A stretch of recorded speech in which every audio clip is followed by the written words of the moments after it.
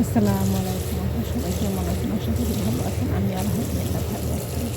তো আজকে আমি বৃষ্টিটা পরিষ্কার করতেছিলাম, তো আপনাদের সাথে শেয়ার করলাম। আমার বিছানাটা অনেক ময়লা হয়ে গেছিল। আর আমাদের এখানে বিছানাতে ৪ টা বিছানা। তো তাইলে আজকে পরিষ্কার করছি আর আপনাদেরকে শেয়ার করলাম।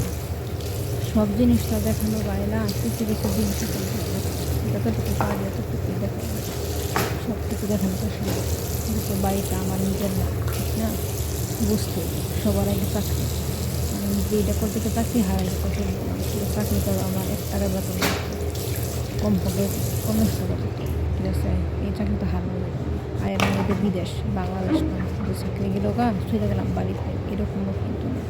তাই যাই করি চিন্তা ভাবনা করে পরে করা লাগে। ঠিক আছে?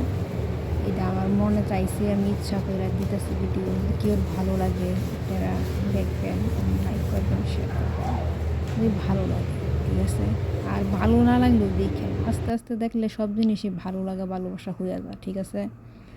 একজন আরেকজনের সাপোর্ট করলে আছে ভালো লাগে, এছাড়া তো আর ভালো লাগে না। ঠিক না? দেখবেন ইনশাআল্লাহ ভালো লাগবে। ঠিক আছে? যতটুকু পারি ততটুকুই দিব।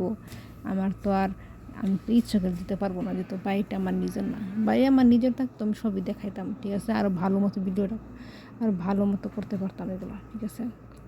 যেহেতু পারি না, কিছু করার নাই। ঠিক আছে? আর আমি জেনে থাহিন মহিলাটা অনেক খারাপ। ঠিক আছে? আর এই খারাপ মহিলার কথা বইলে আর লাভ নাই। এটা বললেও ওরা ভালো হবে না। ঠিক আছে? ওরা ৳৫ ফালায় দিব, কিন্তু ৳৫ আমি দিব না। ওরা হচ্ছে এই ধরনের মানুষ।